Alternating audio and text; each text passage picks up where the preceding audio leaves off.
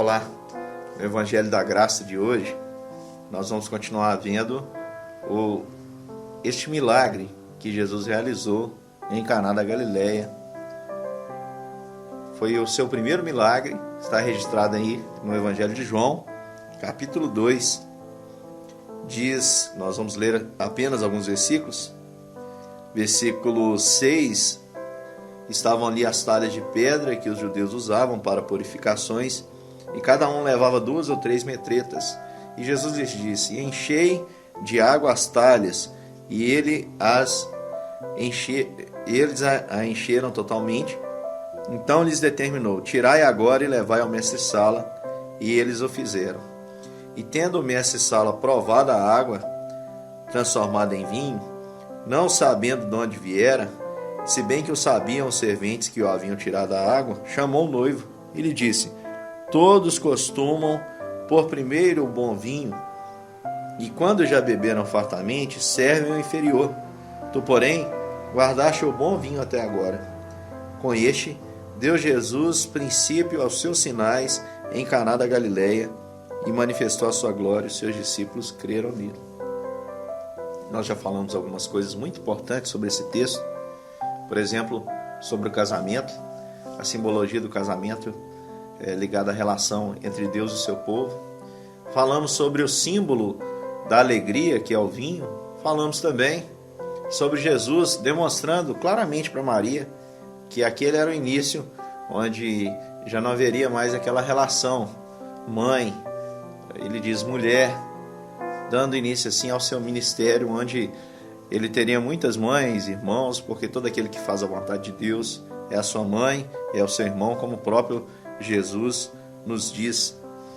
E também nós já vimos que Jesus, ele veio transformar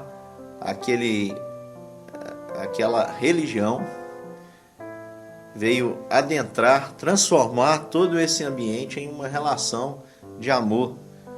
Quando esse é o propósito, é transformar aquele momento, aquele rito que remetia a medo, purificação, culpa.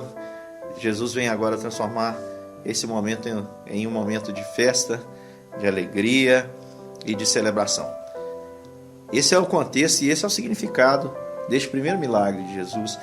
Esse primeiro milagre, na verdade, ele aponta para todo o ministério de Jesus, e ele é coberto, é cheio da graça de Deus.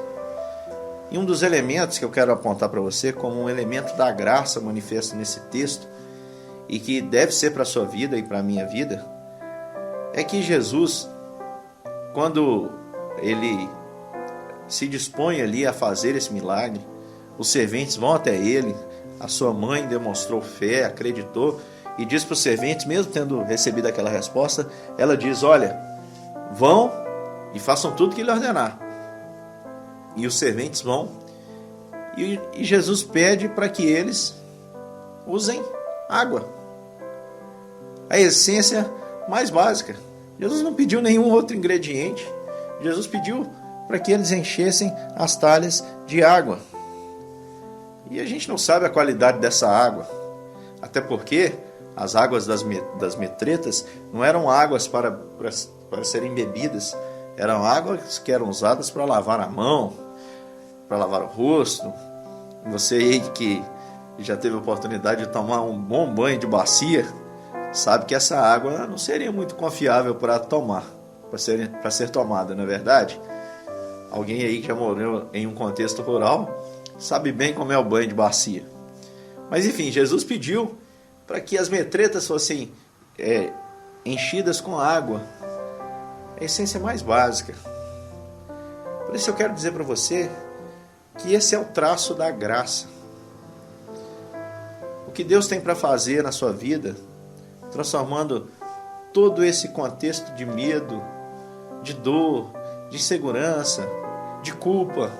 Porque se há algo que a religião produz, se há algo que muitas vezes os ajuntamentos, principalmente os ajuntamentos cristãos, em diversos contextos, em diversas comunidades e em diversas religiões, muitas vezes esses ajuntamentos produzem não paz, não alegria, não celebração, mas medo, dor, culpa. Talvez esse seja o maior elemento que é colocado no coração dos homens pelos seus próprios irmãos. E Jesus vem mostrar aqui uma nova perspectiva. Por isso, a essência mais básica pode ser transformada no vinho mais saboroso. A gente não vê Jesus, por exemplo, dizendo, olha, tragam água potável, ou traga água. Ele pede para encher de água. E pede para encher de água e levar o mestre-sala. E eles encheram de água e já tiraram a água e levaram para o mestre-sala.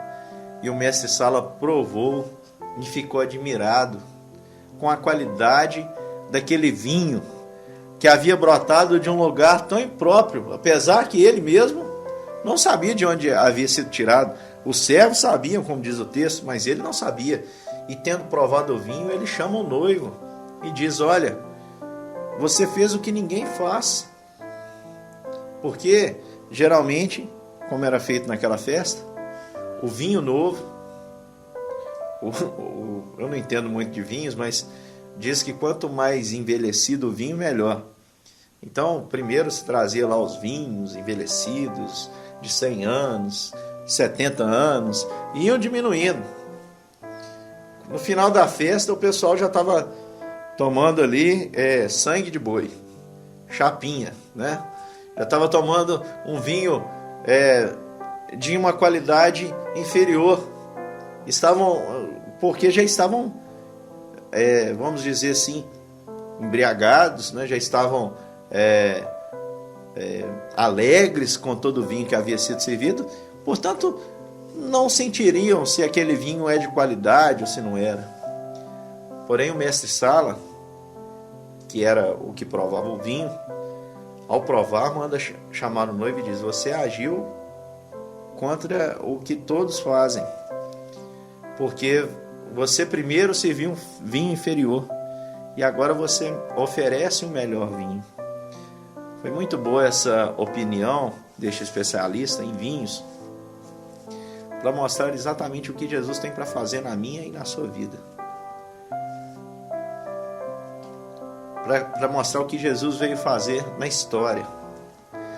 O gosto, o sabor que Jesus veio trazer na minha e na sua vida, ninguém poderia trazer. Jamais. A lei, a religião, os prazeres, nada poderia trazer esse sabor que Jesus pode trazer. É melhor do que qualquer outro. E isso foi atestado pelo próprio mestre-sala ali, nesse episódio do casamento, e disse, olha, todos costumam pôr primeiro o bom vinho, e quando já beberam fartamente, servem o inferior. Tu, porém, guardaste o bom vinho até agora. Eu queria dizer para você, meu querido irmão, que está me ouvindo, está me vendo, que essa palavra é para você. É para mostrar que Deus quer substituir todo um cenário. Eu preciso admitir que, infelizmente, a maioria dos cristãos que eu conheço e que eu convivo não sentem alegria. Não andam nessa vida, não vivem essa vida sem medos, sem ansiedades. Pelo contrário, a maioria dos cristãos que eu conheço são pessoas extremamente ansiosas com as coisas mais básicas. Com o que vai comer, com o que vai beber, com o que vai vestir. E se falar das coisas mais profundas, então, muito mais, ainda mais a ansiedade cresce. A insegurança quanto à salvação, a incerteza quanto ao futuro. E, infelizmente, o que ocupa a sua vida, ao invés de paz, é tormento. Ao invés de alegria, eu vejo dor. E ao invés de alguém que anda com a cabeça erguida por ter sido perdoado pelo Rei dos Reis e Senhor dos Senhores, aquele que tem autoridade para perdoar pecados, anda como alguém que cada dia mais se mergulha, cada dia mais mergulha e afunda na areia movediça da culpa. Eu queria dizer para você que Jesus quer transformar tudo isso. E o que você precisa fazer é entregar a sua essência mais básica. E a sua essência mais básica é exatamente quem você é. A sua humanidade. É reconhecer que você nada pode. Assim como as águas das metretas não podiam purificar pecados, tampouco você pode salvar-se a si mesmo. Você precisa de uma transformação miraculosa. E é só Deus que pode transformar você de algo inútil em algo útil. É só Jesus que pode transformar algo improvável, impossível, assim como é impossível a água lavar pecados. É somente Jesus que pode tornar o impossível possível, fazendo um milagre de transformação na sua vida. E para isso você precisa confiar totalmente e plenamente nele. Naquele em que Maria confiou, e ele fez vir vinho, ele fez surgir o vinho, transformou a água em vinho. Um produto inesperado em um vinho da melhor qualidade. É o que Deus pode fazer na sua vida. Essa vida cansada, calejada, sem paz, Deus pode transformar ela num vinho, o vinho mais precioso, mais saboroso de todos.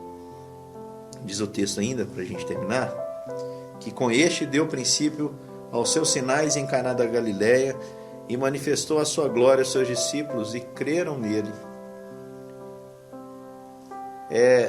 Muitos creram porque foram vendo Jesus manifestando a glória dele ali no seu primeiro milagre.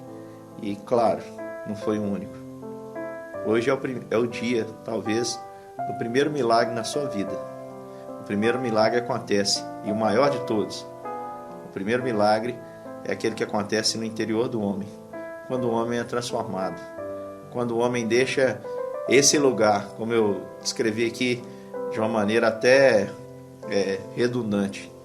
Quando o homem deixa de dar espaço ao seu coração a essas coisas, culpa, medo, tristeza, rancor, amargura, ódio, ira, e permite então que esse Jesus que é poderoso transforme essa inutilidade em algo útil e para a sua glória.